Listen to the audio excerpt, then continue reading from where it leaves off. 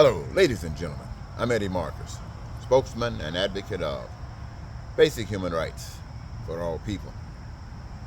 Um, I want to direct this post for the citizens of Woodbury, Minnesota, St. Paul, Minnesota, and Minneapolis, Minnesota. I am a social scientist and I advocate for the best that I can understand. When it comes down to our society, as you can see, I am a senior. I've been around for a while. And I've seen a lot of things, and I've focused in on it as a social scientist. But more than that, I've spent the past 40 years of my life trying to implement some changes in my own life that could impact the citizenry of wherever I am, that we as a people might do some magnificent things. What I am saying and asking all of you who hear my voice today, or anytime you hear this post, is this.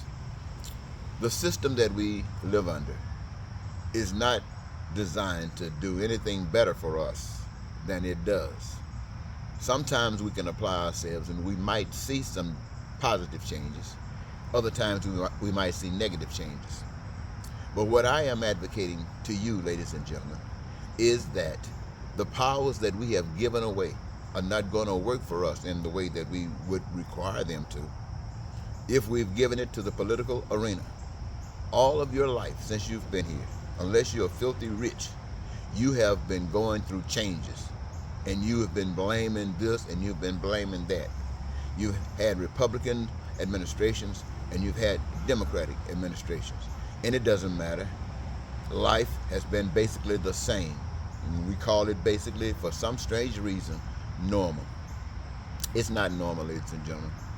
What I want you to know is that the only thing that's normal about this is that it is designed to do exactly what it is doing. But I want you to know that there is something that you have not, we have not, and we have been deceived because we have not. The truth has been hidden from us. And that truth is, my friends, that there is no power on the face of the earth that got control over us except we give it that control. What I'm basically saying is this.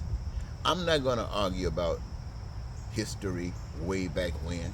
I'm not going to argue about the beginning of time. I'm not going to really argue about the scriptures and what they meant then.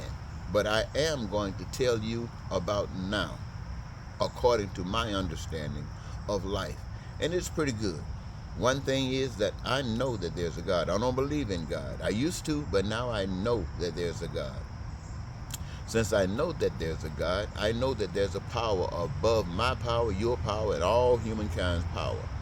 And it is that power that I offer my loyalty to. It is that power that I give my allegiance to. And one thing that I'm so excited about that power is love.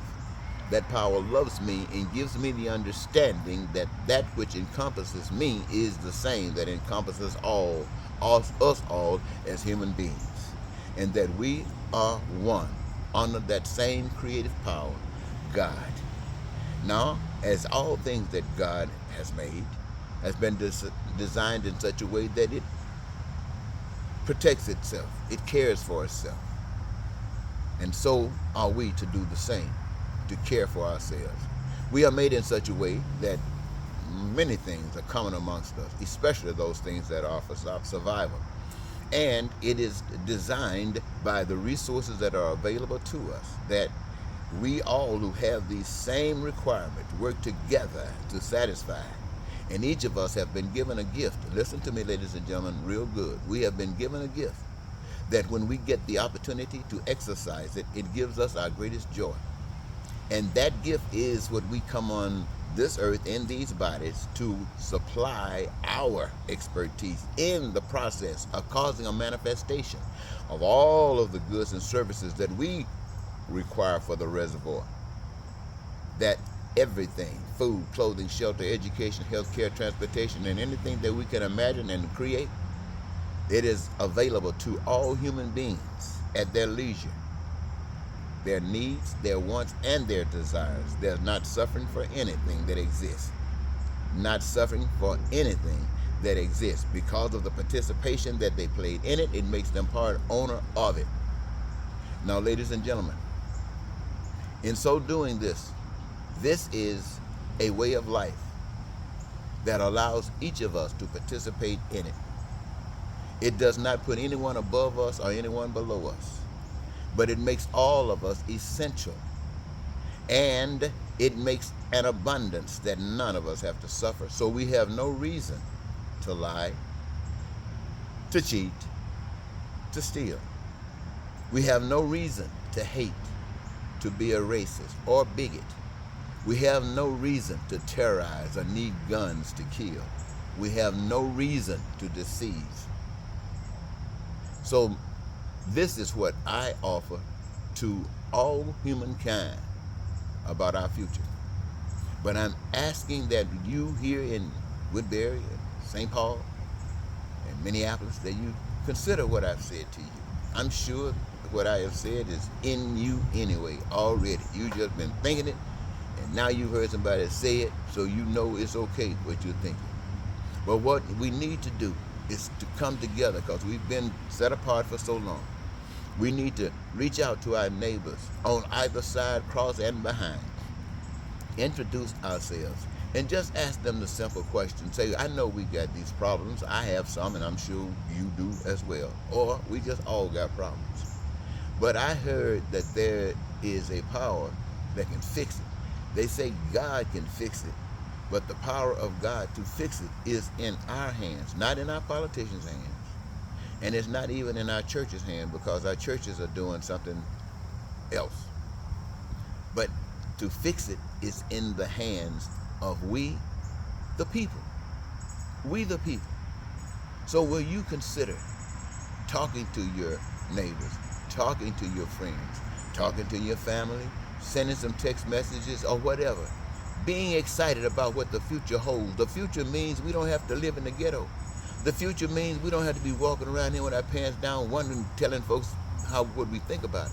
The future means we don't have to be struggling from paycheck to paycheck. The future means we don't have to be worried about, do I have a job? Am I important? And the future means we don't have to worry about going to college or whatever to get the best education. The future means, my friends, that we don't have to sit around and just let some kind of disease conquer us and kill us. The future means, my friends, that we don't even have to wait around and just suffer till we die, that we can change things and make it as heavenly as we want it. That's what the future means, if we can express one thing, and that's love. And what is love? Love is mean causing no pain or no suffering to anyone, and yet allowing everything to exist. No pain, no suffering. I want you to think about this, ladies and gentlemen. My name, once again, is Eddie Marcus. As spokesman and advocate of basic human rights for all people, it basically refers to every individual who is in a body, their right to have whatever is required that is available to them to enjoy and maximize this life to the fullest. I want to thank you. Please consider. Goodbye.